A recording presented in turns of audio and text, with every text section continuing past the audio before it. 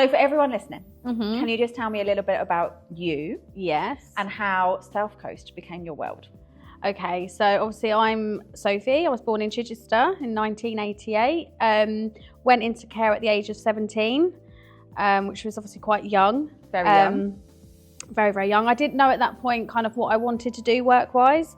So when I left school, so I thought I'm going to give it a go because I've always enjoyed caring for people. So like my mum used to work in the care environment, so I used to go into like the nursing homes at a young age.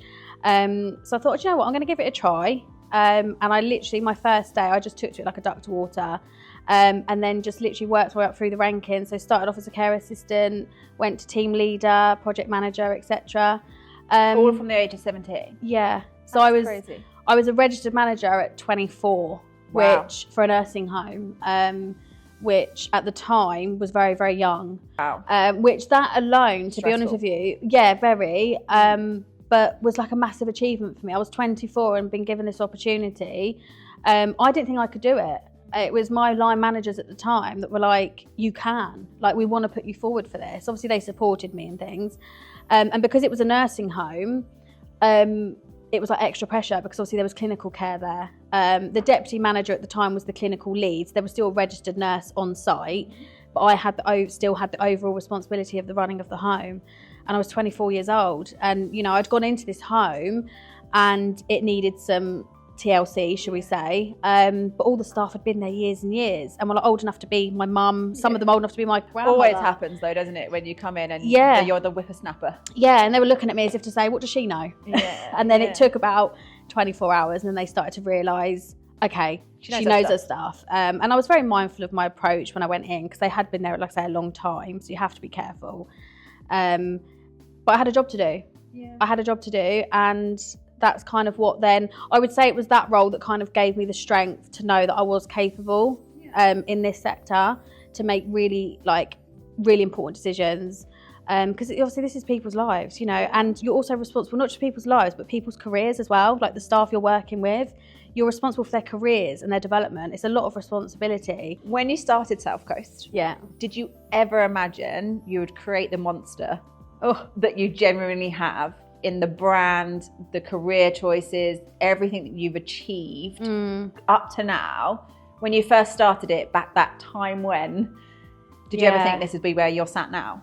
Yes, I knew that would have happened. I didn't envision that it would get to the scale it's got to. And the way that I look at it now is that the size of the business and my work ethic is still very much there.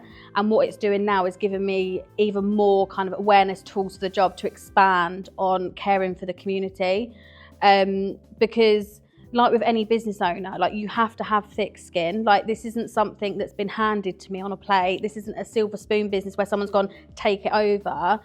This came from nothing. This came from just literally hard work and dedication. And for me doing this was just something that I just love doing every day. Like even now, like I've returned from my maternity leave, I'm back, even on maternity. Yes, I had that time with my children, which is priceless. I get that. But for me, getting back to work, it's my third child. It's my third baby. And I think it's very safe to say in the business world, right? Women in business, etc.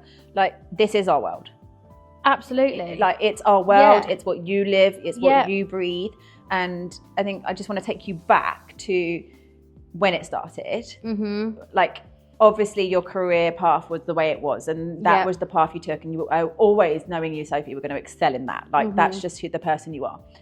But take me back to that moment where you were like, right, I can do this and I can do it on my own, and why you chose to do South Coast. Mm-hmm.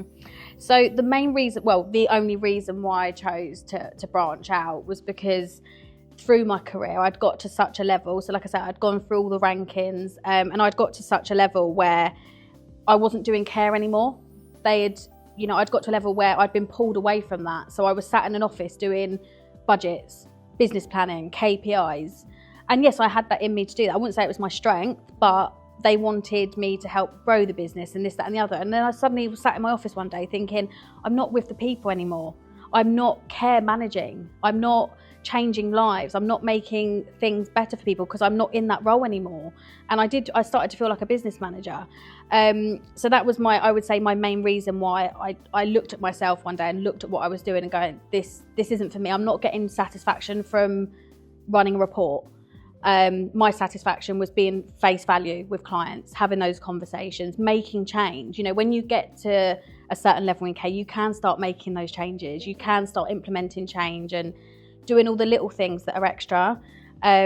So I would say that was the thing that kind of drove me to go, if I set up my own, I can still be at a level where I can make the change and do everything, but the stuff that I'm not a fan of, that you still need to have in business, other people can support with that side of the business.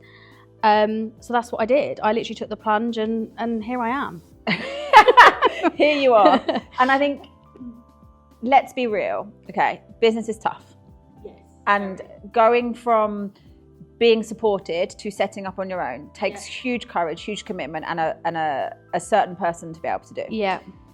I guess my question is, why home care versus what you were used to with a care home? So obviously in my career, I've managed both settings. I've done care homes, nursing homes and home care. And the reason for going down the home care route is because I've seen firsthand the benefit of people remaining at own home to recover.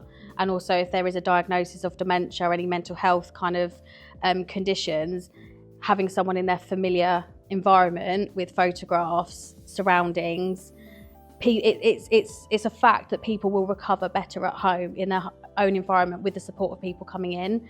And obviously I did have the experience of my nan in 2004 where she did have a bad experience in a care setting, in a care home setting.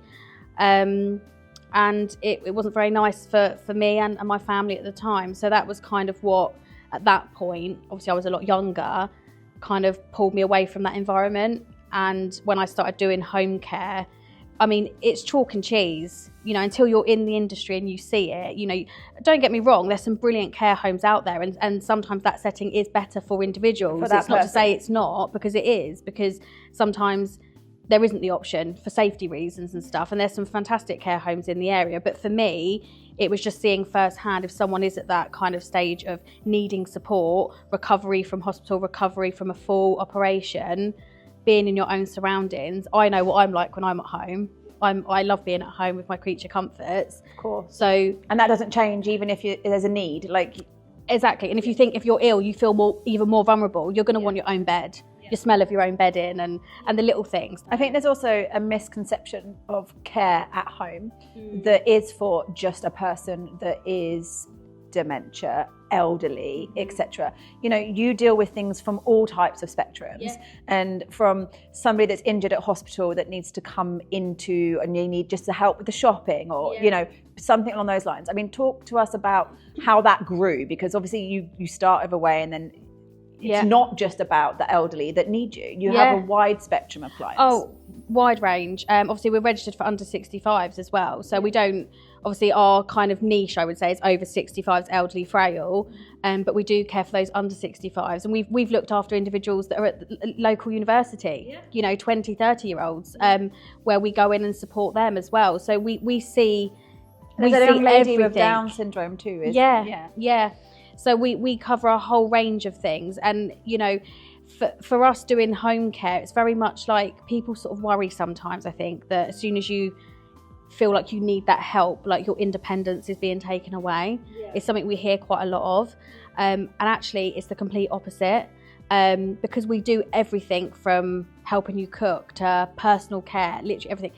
It's about maintaining independence, having that little bit of a helping hand actually will maintain that independence for a lot longer. Yeah, and I think that's also your ethos, isn't it? And that's what you instill into your carers. And, you know, I know just personally that training is a massive part of South Coast. And what makes South Coast successful is the people in the tunics going to the care, etc. Just talk to me a little bit about the business itself and how that come about. That obviously you were saying you learned from your career and growth before you set up on your own, but there's certain things that you have very much instilled into your business. Oh, yeah, massively. What those sort of values are. Like with training and stuff, as you sort of just mentioned there, like CQC tell us you have to do they're the bosses. handling. Yeah, you have to do first aid. These are the mandatory things, which we do. Obviously, it's standard. That's like, you know, you wouldn't send someone to go and be a mechanic and not teach them how to blow up a tyre. Like it's that standard procedure. But for me, like I say, we're responsible for people's careers. So the mandatory training isn't going to give people promotions. Yeah. It won't. So we do so much additional training. So when we do our induction day, which is like we welcome everyone into South Coast that's new, we're teaching people how to clean a hearing aids and change batteries. We've got the goggles for like someone that's got glaucoma or cataracts. We're teaching people, and may sound silly, but how to brush teeth, because when you're brushing your own teeth, it's easy, but doing someone else's, it's difficult. I've got a 3-year-old. Yeah. You're fighting with him. Yeah. So it's a lot more difficult. So we train on all this additional stuff. We have urine testing kits that our carers have, so we can test urine and help the GP surgeries. Yeah, that's really cool. That I think makes you stand out from other people, is that you see the pressure of what's going on in our world, and you know, and it's like, so how do we help? Like, it's not just about your staff, and I think this is something else I think that you don't highlight enough, is that your emergency services, you have an open office where the emergency services can come and take a break on your lovely sofa and have a coffee. You know, it's those types of things that makes me personally think South Coast stands out from any other company that we have on our books, is that, you know, that's amazing. And that's because, again, your experience, you know, ambulance, etc. That's something that you see is in, you know, people don't shout out about enough. No. And I think, you know, for us, going back to the emergency services, the GP surgeries, like, we've launched that because actually we want to help like other services in the community. You know, too many people are quick enough to blame, oh, we can't get a doctor's appointment, we can't get this, we can't get that. And yes, because everyone's stretched in this industry, it's about all coming together and helping each other. And again, going back to the urine samples, yes, we can't diagnose, we're not allowed to. However, what we can do is we can dip the urine and we can send an e-consult to the doctor. The doctor will either go, yep, that's fine, and we have to have a name next to it to prove whose it is, or they still might say we need a sample, but they know at that point that client has an infection. So the process of getting the antibiotics or the treatment is a lot quicker. So it's us a way of helping. You're not being a barrier. Yeah. Like, we need a urine sample for this person, and then we send it to the surgeon, you have to wait 5 days or however long the time frame is. We want to help the GP surgeries, and it's like with the emergency hubs in both of our branches now. We know the ambulance services, the fire, the police, they're inundated every day, more so ambulance, because they get called for so many things now. If they, you know, some people might not be able to get a GP appointment, or, you know, then the next thing they do is they phone 999 because they know they're going to get a response. And they're so overworked, you know, and we want to help them as much as possible because they do really long shifts, and we get the pressures as well. And not only that, is your Chichester office is so well located, close to the hospital, etc. And, you know, it's just for me, when I saw the email that went out, I was just like, that's just not shouted about enough to what South Coast not in just is an office. It's a hub for other people to come and we've got homeless, you know, you name it. Like, anyone could literally walk in, and we've got snacks available. We've got a coffee machine. We've got hot drinks. We've got cold drinks. We've got, you know, bottled waters. We've got fizzy drinks. We've got a whole selection of stuff, and we've got a big sofa. We've even got Netflix. Yeah. I mean, he doesn't need a little bit of Netflix and chill. Exactly. Netflix and chill. Cheers to that. My staff do that all the time. Yeah. I just want to end on a high note. Thank you for coming in. Thank you for coming in and talking all things South Coast, because I think this is a regular thing that should happen, because I don't believe that people hear the magical things that happen behind the South Coast doors. And it's nice to have you unfiltered. Thank you. Cheers.